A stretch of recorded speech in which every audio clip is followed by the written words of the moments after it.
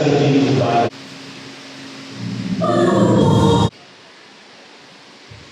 umaga po ulit, Mayor, mga miyembro po ng City Council. Pasensya na po kayo kung ako talagang yung nakikita. Pinapinapan na suspension. Kunti pa nalalitan po mula po sa pangitasan. Unang-una po, nalalaman po sa ating mga alkalde ang pasasalamat ng barangay leader sa kanyang pagdalaw sa amin ng linggo. Malaki po ang kasiyahan ng dilulot dito sa aming pamamayan. Kabilang na po dito ang pagdalo niya sa aming board meeting kung saan po kanyang inanunsyo ang pagkakayo ng isang bagong campus para po sa PLM. Medical and Health Sciences Campus po ng PLM. Maraming salamat po, Mayor. Lang po, nagsimula na po ang admission test sa PLM. Ito po ay magtatapos hanggang September 13. Sa ito pa po kumuha ng admission test, tuloy po ang application online. Pakibilisan lang po kasi tuloy po, meron na po tayo 45,000 aplikante. So, pinipilan po natin ay mga 70,000 po ang mag-a-apply po sa PLM. Saka hindi magandaan makukuha lang po natin maximum siguro ng 50,000. So, doon po sa mga isa pang pag-aral, ang PLM po ay nagbibigay ng 25% discount doon po sa gusto pag-aral ng graduate studies.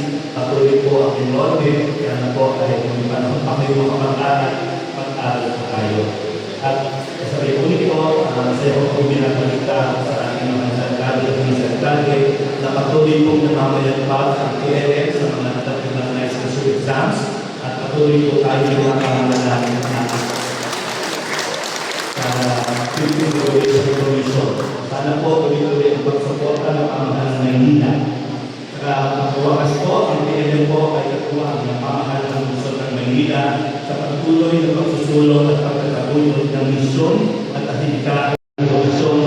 Galing-galing ang isipan at taging ang puso at patuloy ng buhay ng bawat pag-aaral ng Manilento na inabilis sa ating Panginoon upang turuan, kaligain at masabil, lalo-lalo na po yung mga nasa detayan ng lipunan. Maraming salamat po.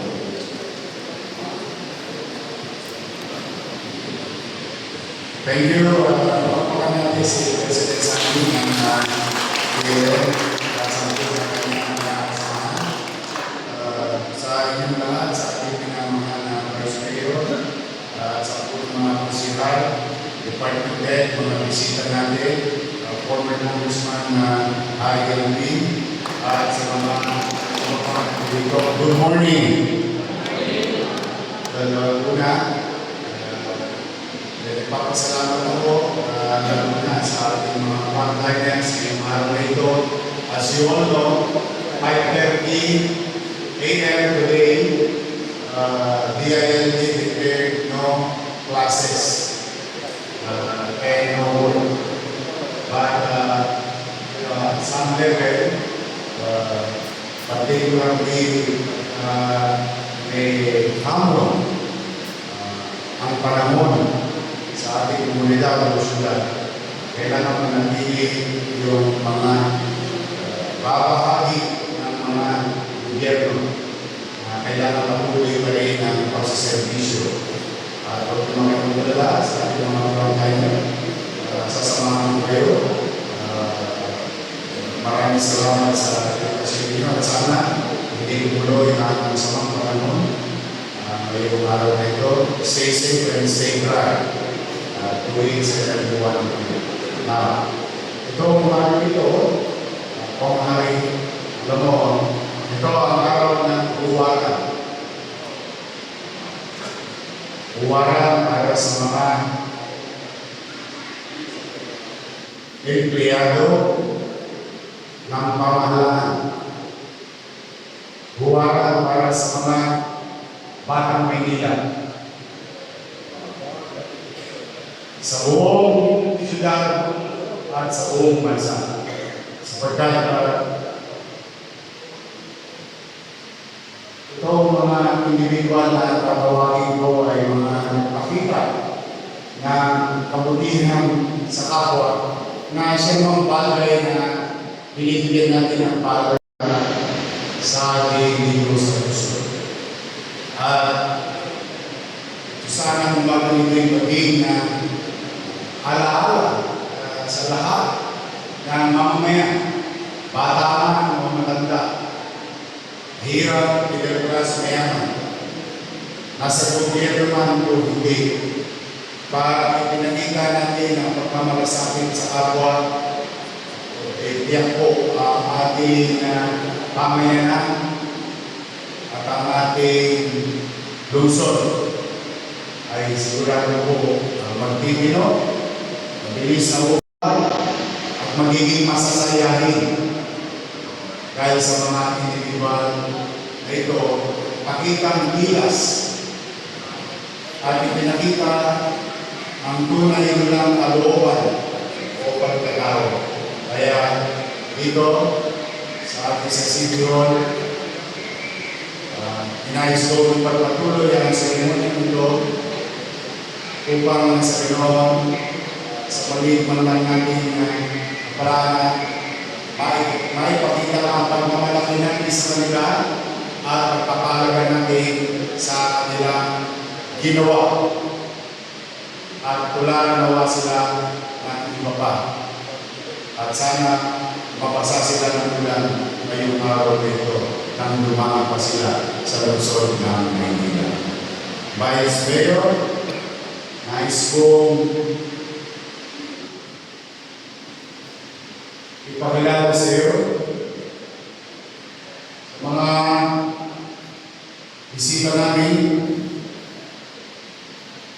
sa mga manood sa kanilang tahanan, at mga kapwa ko empleyado ng gobyerno ng Maynila. Tinatawag natin si Rodel Pahago.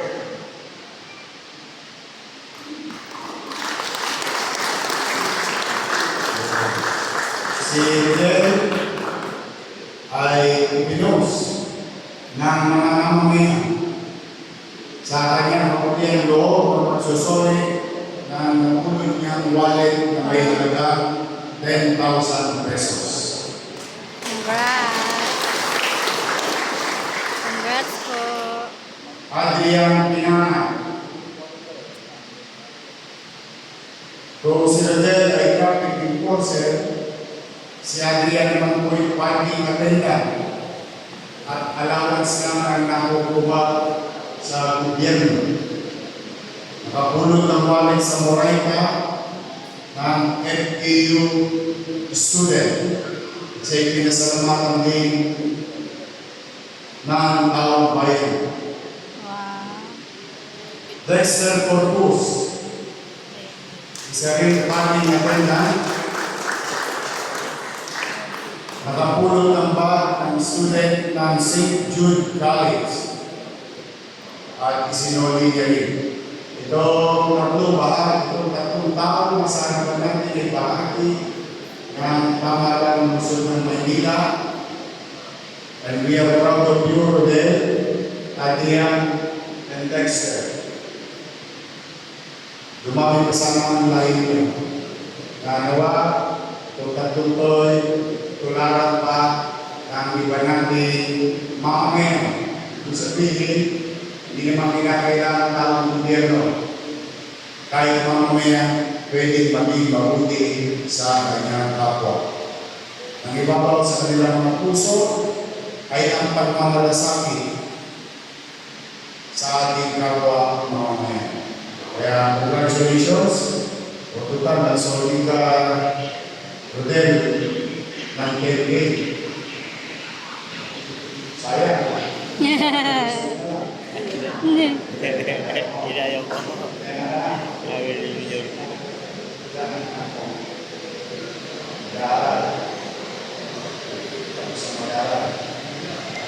Mga asawa na. Pero sayang yung 10,000.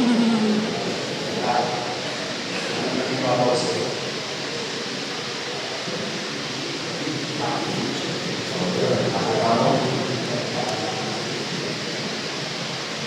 Inisip daw niya na hindi daw kanya yun. Basta kailangan niya makibalik sa babae. Tama. Congrats. Saludo po kay Kuya. Isa kang diamante sa buhangin.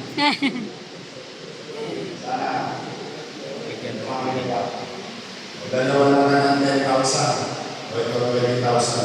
Wow!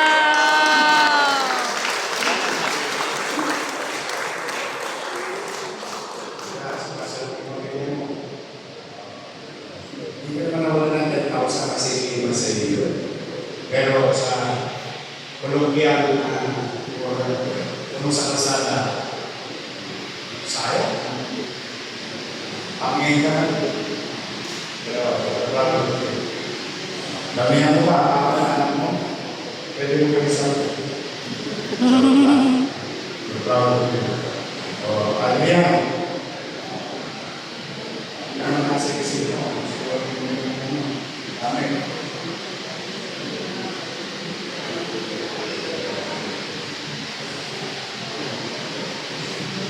Mas kailangan ng pera. Yun ang tama na sila. Kikitain ko naman ito. Talagang kikitain ko ngayon kung ano ito. Dahil 20,000 ko. Yay!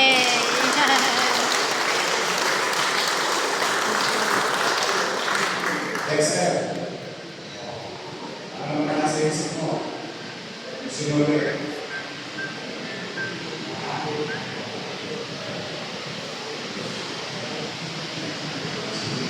Mahirap po ang buhay ngayon. Baka naman may kailangan ng buhay. Talaga, napakalaga na. Gawa namin ito na po. So that the passers-by, really make good to others. At wala naman yung kasi kaya nakilala sa Kristo. Kaya sa wala, nanay ka ba? Patay. Nanay ka lang. Gagawa na namin. Pasal mo nga mga pamilya, nanay ka.